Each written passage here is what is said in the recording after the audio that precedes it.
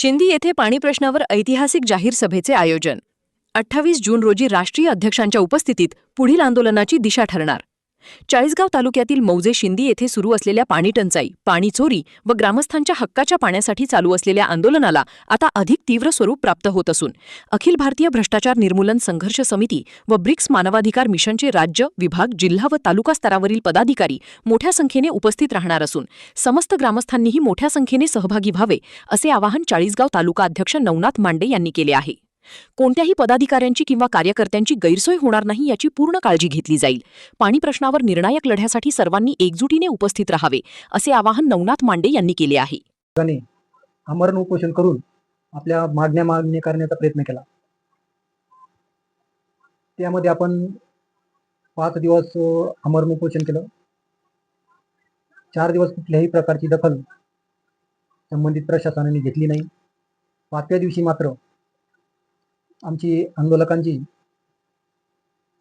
तब्येत ढासळली, sugar level अतिशय धोक्याच्या पातळीवर गेली आणि त्यानंतर अखिल भारतीय भ्रष्टाचार निर्मूलन संघर्ष समितीचे व ब्रिक्स मानवाधिकार मिशनचे राष्ट्रीय अध्यक्ष माननीय स्वातंत्र्य सैनिक श्री प्रदीप पाटील खंडापूरकर बाबा यांनी तात्काळ आंदोलनस्थळी धाव घेतली आणि 5व्या दिवशी संघटनेच्या व गावकऱ्यांच्या माध्यमातून प्रशासनाला धारेवर धरले. 5वा दिवस होता. आमची तब्येत ढासळली होती. संबंधित प्रशासन कुठल्याही प्रकारची दखल घेत नव्हतं. साहजिकच गावकऱ्यांचा उद्रेक होणार. 2-2 महिने नळ कोरडे होते. प्रश्न पाण्याचा होता, मूलभूत हक्काचा होता. साहजिक ग्रामस्थांचा उद्रेक झाला आणि त्यातून संघटनेच्या माध्यमातून आणि ग्रामस्थांच्या मदतीनं आमच्या राष्ट्रीय अध्यक्षांनी प्रशासनाला चांगले धारेवर धरले आणि त्यानंतर संबंधित प्रशासनाला आपल्या 8ही मागण्या मान्य कराव्या लागल्या आणि तसं त्यांनी आपल्याला लेखी आश्वासन दिलं. परंतु संघटनेने त्यांना 8 दिवसाचा वेळ दिला होता. पण संबंधित गटविकास अधिकारी निकम साहेब यांनी असं सांगितलं की आम्हाला इलेक्शन ड्युटी आहे, 22 तारखेपर्यंत इलेक्शन पिरियड आहे, आम्हाला त्यानंतर 8 दिवस वेळ द्या, म्हणजे 30 तारखेपर्यंत वेळ द्या. तर आता 22 तारीख झाली, आजची 24 तारीख आली, तरीही कुठल्याही प्रकारची दखल किंवा कुठल्याही प्रकारची कारवाई करण्याचं धाडस संबंधित विभागाने केलं नाही. त्यानंतर आता माननीय श्री प्रदीप पाटील खंडापूरकर बाबा राष्ट्रीय अध्यक्ष यांच्याशी माझं फोनवर बोलणं झालं.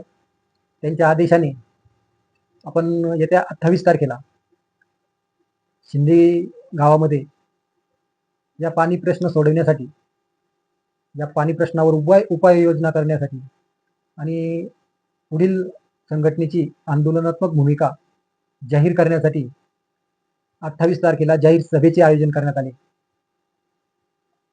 या सभेमध्ये महाराष्ट्रातील सर्व संघटनेचे पदाधिकारी, राष्ट्रीय अध्यक्ष तसेच ग्रामस्थ